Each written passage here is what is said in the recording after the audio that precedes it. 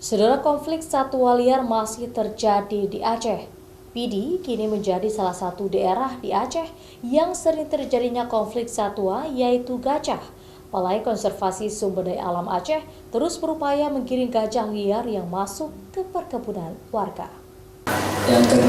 Balai Konservasi Sumber Daya Alam Aceh dalam FGD bersama Forum Jurnalis Lingkungan menyebutkan masih banyak konflik satwa liar dengan manusia yang terjadi di Aceh.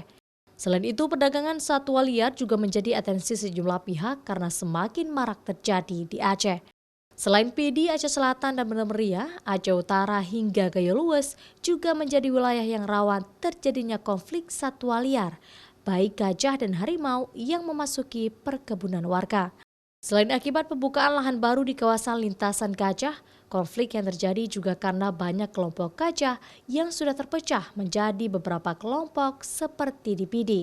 Satwa itu jadi kelompoknya saja sudah terpecah-pecah. Kalau dulu mungkin kita terpetakan satu kelompok besar, sekarang sudah terpecah. Akibat yang seperti saya ceritakan tadi bahwa ada fragmentasi habitat itu. Jadi jalur jelajah dia semakin sempit. Belum lagi upaya-upaya penanggulangan dilakukan sehingga dia bisa terpecah-pecah, baik itu oleh petugas sendiri maupun oleh masyarakat sendiri.